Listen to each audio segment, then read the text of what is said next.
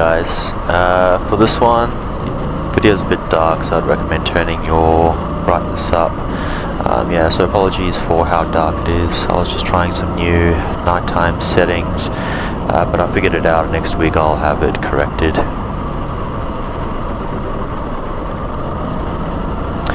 Alright, to the exciting stuff. As you can see, I've got a bunch of new telemetry data all over the screen. I'll talk through some of it.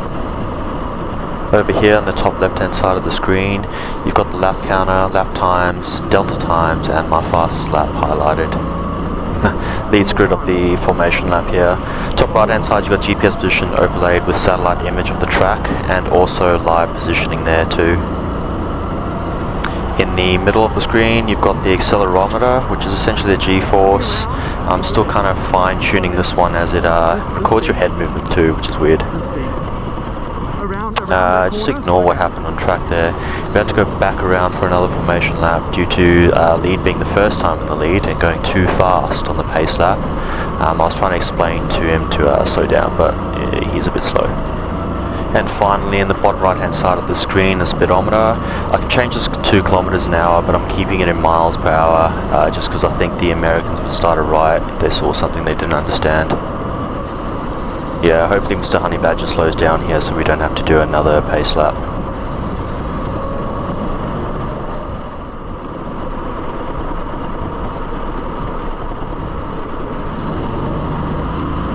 If I'm consistent with anything in karting, it's a bad start.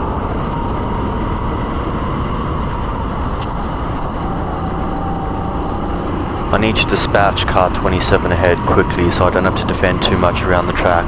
I really need a mistake from the leader here.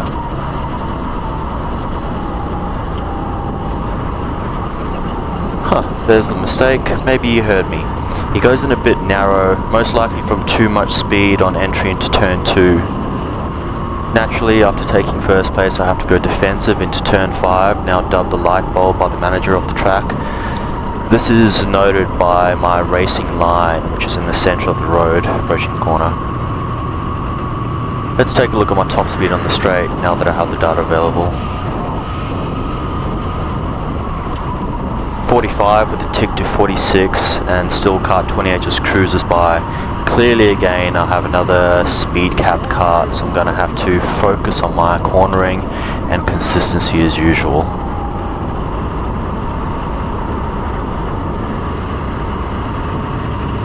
Now that I have the data, I think some important things to note is my speed when I enter the turn during braking, and the speed it stabilizes at around the apex and exit. About 32 miles an hour for the light bulb or turn 5.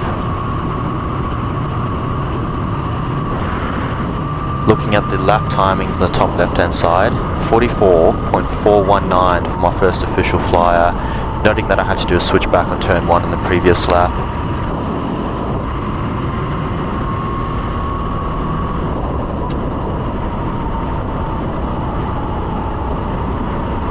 Again, guys and girls, I just want to apologize for the dark video.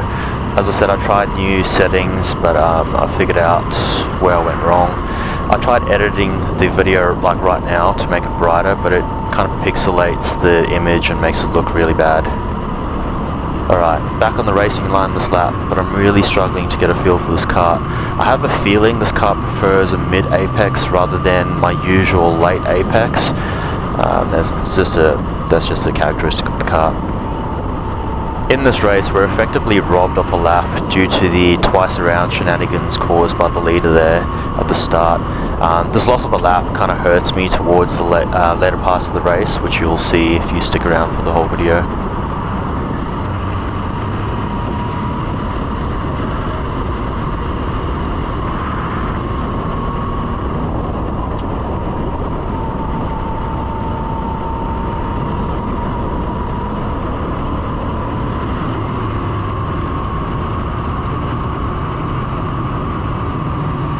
Second place is 1 kart length behind me now, as I set my new fastest lap.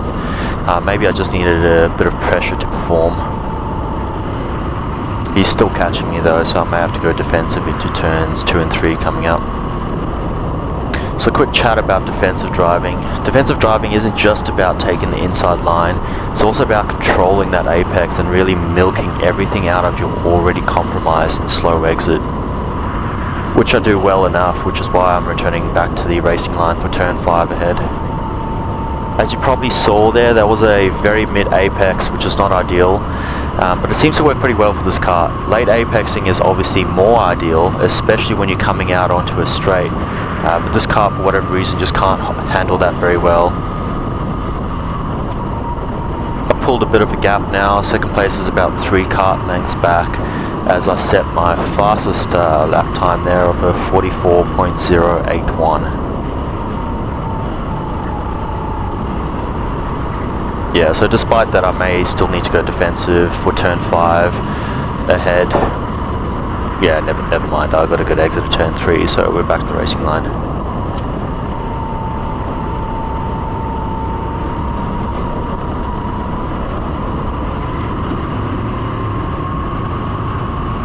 Naturally we get on the straight and he starts catching me again and undoing all my corner work. Also 2/10 down from my previous lap time. I really think I'm losing a bit of time in turns 2 and 3. Yeah, I just dipped my wheel on turn 1 apex, causing me to run wide. So I'll have to go defensive now because of that mistake, which you can just see there.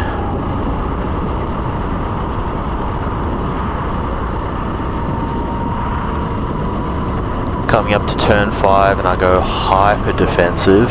This is really going to hurt my lap time. Yeah, just disregard all my yelling here. I thought I did a move that I've been practicing, but I was a little bit confused and it was just a simple switchback. Albeit on turn 5, which is quite a difficult time to do it given the narrow exit. This lap time here is a good example of how one mistake and 1 or 2 defensive maneuvers adds 6/10 to your lap time. I thought that move around turn 5 might have been a bit aggressive, but I spoke to the driver afterwards and asked him if he thought it was aggressive, and he said it wasn't, but it's up to you guys. Like, if you guys think that was aggressive, please let me know.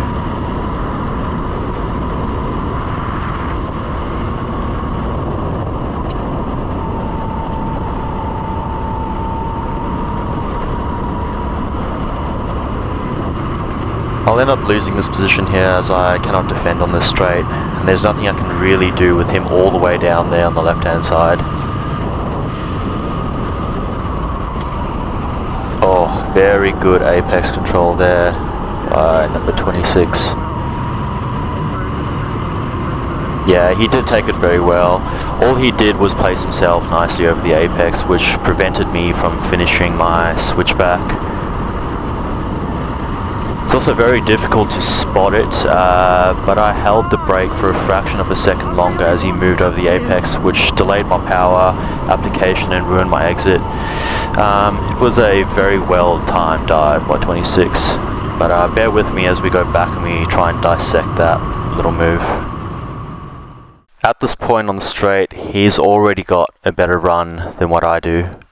All I can do here is stay as wide as possible coming into the corner to set myself up for that switchback. So for all the upcoming segments, every time I still frame is when I'm either braking or releasing the braking, adding power. It'll make a bit more sense which one I'm doing as we progress through it. Okay, approaching my braking point. I brake slightly early to get an idea of where he's going to be as he comes around the apex. Doing this allows me to judge how much braking I need and when I can release that to steal the apex with power. So watch my speed as I come around.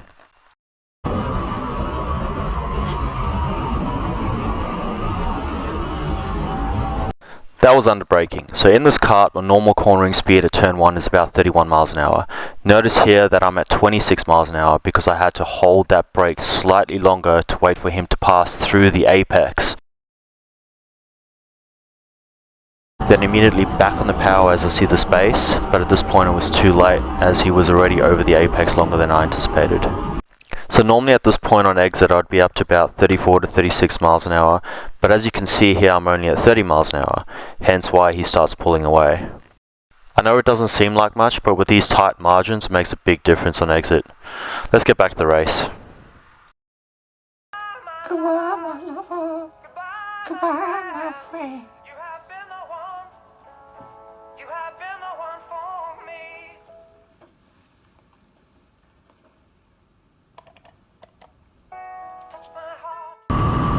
thanks Michael for demonstrating my despair. I hope you guys found that little mini switchback tutorial kind of useful, despite its massive fail. I promise you though, that technique does usually work. That was just a very rare moment of a very well timed defense. Or just dumb luck.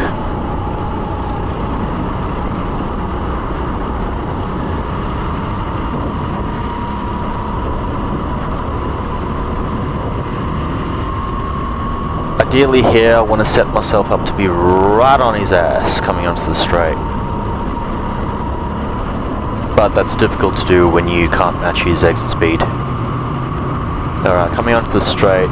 What does everyone think here? What do you think his top speed is? I'm guessing about 48 miles an hour, maybe 49, so 4 miles an hour faster than me. I don't have the answer.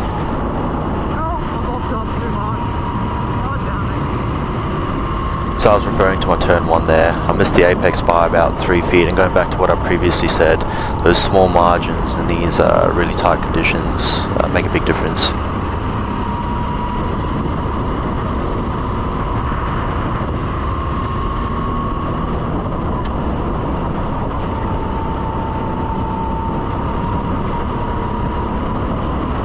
Alright, rounding onto the straight now with the checkered flag ahead. I'm actually pretty happy with how this race ended.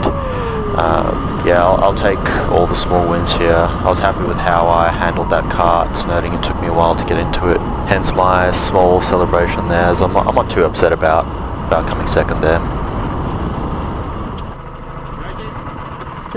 Overall, pretty fun race, and a big key concept we'll take away from rental karting. You really have to be on your toes and adaptable with whatever kart you get, and just learn as quickly as you possibly can. Good job. Yeah, let's face it.